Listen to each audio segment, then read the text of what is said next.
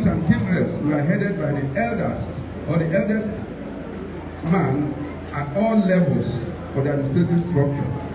And decisions at these levels were democratically taken at a general assembly at the village square, which later became town halls.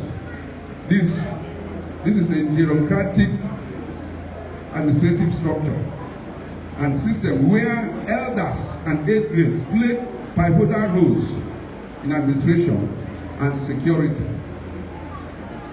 At the twilight of Nigeria's colonialism, Egbema was balkanized by Gowon's state creation and domiciled in two states, Imo and Rivers states, through an immoral political gerrymandering with grave implications for Egbema. Egbema today in the two states constitute micro-minorities, which has impeded Egbema's socio-economic development. Then looking at the socio-economic views, current realities of Egbema, we need to realize that Egbema's socio-economic trajectory reflects a land that holds high economic potentials.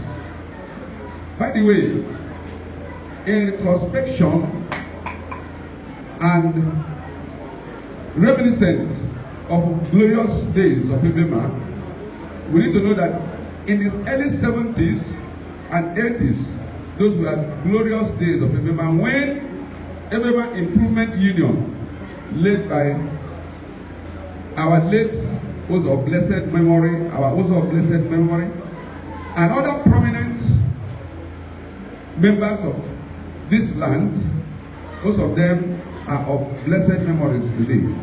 But that was a time when Egbema recorded speedy economic and development strides. It was a time when we had the Egbema Grammar School, we had the General Hospital. There were 3 of them in the state, in River State. And Egbema had the privilege, because of our leader then, to attract that gigantic project, which is lying waste today. And we also had serious secondary schools in the other side of the divide. And we had hospitals. And we had a general town hall at Omoji. Most of you are privy to it. Today, I don't know what has become of it. That was great Egbema then. Then in the 80s, at this side of Egbema, through the efforts of Egbema Youth Association and Egbema National Congress, there was tremendous progress when an MOU was midwifed that brought a lot of projects that have not been finished today. Most of the actors then, which of course I am one of them, being the Secretary General of Egbema National Congress, in 1999, that MOU, that monumental MOU was midwifed. Most of the projects of that MOU have not been finished. The Egbema Youth Center that is now moribund, Technical College, we are all in the same. So many projects, and I tell you, if not for Rancor and Project Somersaults, if those projects were what they ought to be today, it will be Egbema will be a place of glory. But Egbema will rise again. Shall we say amen? And so we look at, history is beautiful. We always look at the past so that we'll understand the present and now be able to move forward.